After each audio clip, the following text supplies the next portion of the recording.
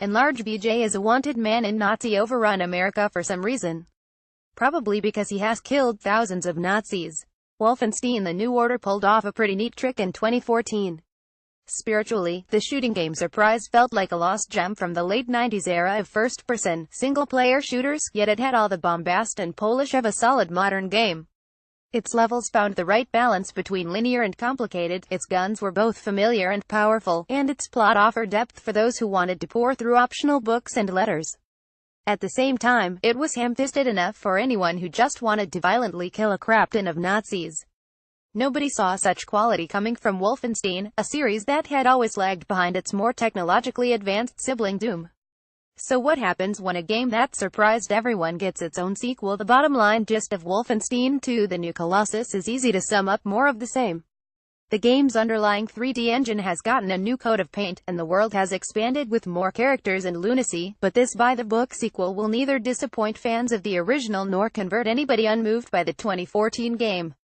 And if you're showing up to this year's Wolfenstein party because, for whatever reason, you have an itch to shoot guns at virtual Nazis as of late, be ready for some issues and pacing problems on your way through a solid Nazi-stomping quest. T-6 hours for how Engel tries to dispense Nazi vengeance. This is but one example of Wolfenstein 2's amazing lighting and shadow design. Engel makes you taste a particularly awful whiff of gunpowder here. This robo-Nazi is about to spew lasers. FYI, this scene in a Nazi courtroom doesn't end well for BJ. Interrogation over a milkshake. Allies bicker before your next mission. BJ rolls up to his childhood home in a stolen single-wheel Nazi cycle thing. BJ has a flashback to a childhood romance that his father didn't care much for. Fire and explosion effects look tremendous on PC thanks to volumetric rendering techniques, as opposed to ugly, flat sprite tricks. This game definitely earns its M4 mature rating. An opening previously on Wolfenstein video recaps the prior game's alternate history: Insanity America lost World War II while your character, an American super soldier named BJ Blazkowicz, was in a coma. He woke to a robo-Nazi revolution, which he managed to disrupt by way of brute, gun-toting force. That didn't stop Nazi Germany from spreading its influence across the United States, however, and this time, he's on a mission to liberate his American brothers and sisters on their own soil by any means necessary. There's also the issue of BJ's body, which was all but ruined by his world-saving efforts at the end of Wolfenstein 1. Wolfenstein 2, then, opens with a dramatic battle in a wheelchair sequence that forces players to contend with interesting limitations: how quickly they move and turn, what surfaces they can and cannot roll on, and limited health. This is the stuff of sequel gold, combining familiar, bombastic combat with a full-blown nuke on major series expectations. I love this level. The rest of Wolfenstein 2 plays a lot more like the first game, however, which isn't necessarily a bad thing. You wield a standard FPS arsenal of knife, pistol, machine gun, scoped rifle, shotgun, grenade launcher, and energy rockets, though BJ cranks this arsenal up a bit with two perks. First, he can dual-wield any equipped weapon, because what's cooler than one German-engineered super shotgun with a quick rotating barrel, two of them, and second, he can pick up the massive weapons left behind by the German Empire's robotic soldiers, ranging from focused energy lasers to fire bombs to ammo-hewing superguns. The wheelchair goes away for the rest of the game, and you're instead always running around in some sort of robotic armor body. Eventually, your bionic body can be upgraded with a trio of options: either a bulrush charge attack, a body contorting supercrawl, or a pair of extendable legs, and these add a mix of combat and movement upgrades. You can only choose one at a pivotal point in the game, with the others being hidden for further upgrading later. As BJ gets his legs and tears through the world of Wolfenstein 2, the journey starts surprisingly slowly for its first 5 or 6 hours. For starters, the game's weapons start out feeling quite mealy-mouthed. Between the sound design, the animation, and the hard-tossy visual impact of how your bullet sprays land on enemies, there's just something off about the punch of the combat. It takes a while to fully upgrade your arsenal, and by the time that happens, you'll have a lot more kick to your guns, from a booming magnum to a shrapnel-spewing shotgun, and by then, more super weapons drop from enemies as well. The first few missions also choke players into way too many claustrophobic tunnels and sewers, with only a few brief teases of more open warehouse corridors and outdoor scenes. These all too similar levels drag on until that 6-hour mark, at which point the game's more epic and open levels finally become available. And gosh, these are some cool first-person shooting levels. The dilapidated, fire-scorched remnants of New Orleans and a zany outer space Nazi outpost are standout highlights.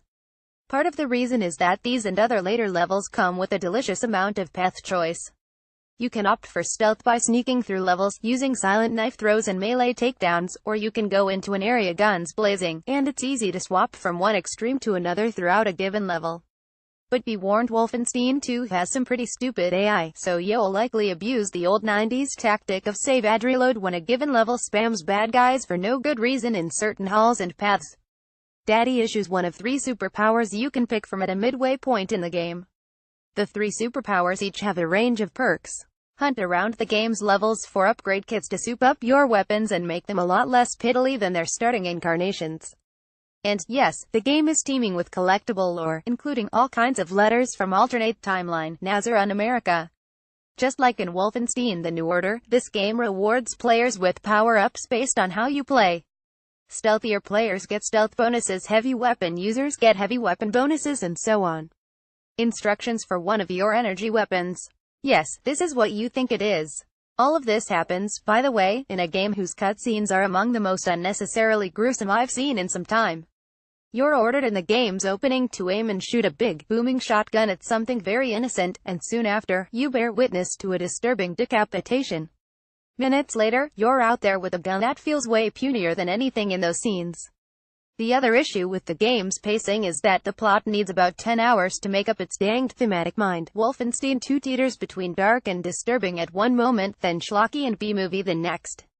BJ obsesses over what he thinks is his impending death and digs into some dark memories about his upbringing and father. These themes come up again and again and again thanks to BJ's in-combat narration. Well, nearly every ally and combatant he meets is a nutjob straight out of a 70s exploitation film, made up entirely of cliches and stereotypes. As a result, more than a few cutscenes drag on and on with bizarre rants and BJ's own illogical responses to them.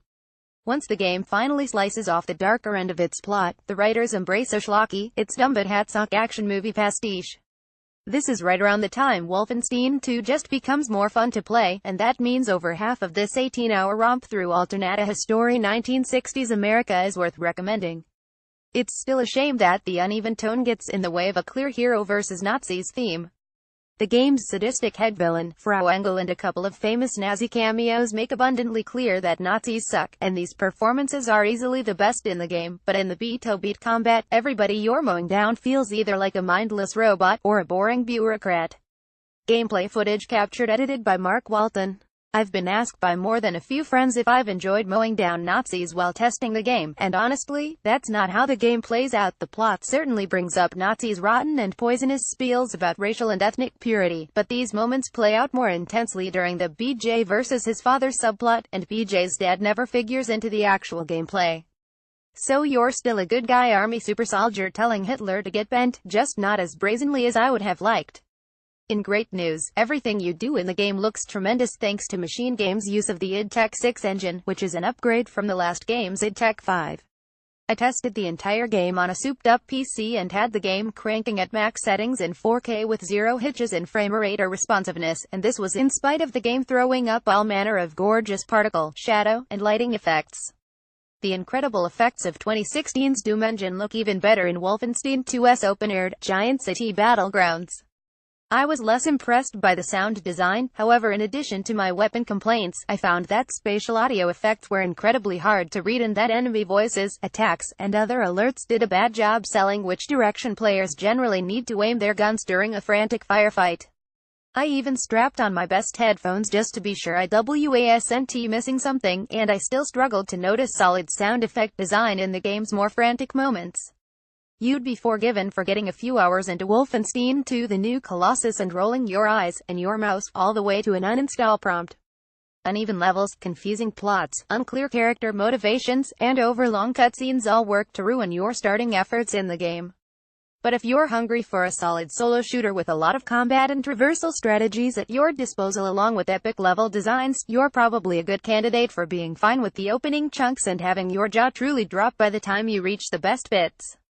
The good in the game's best levels, Machine Games once again proves itself one of the best FPS combat mission designers in the biz. You have a lot of choices in weaponry, tactics, and paths, and the results are mighty satisfying. Lengthy campaign reaches 15 hours if you rush, more than that if you deal idly, and still more if you rack up the game's huge load of side missions.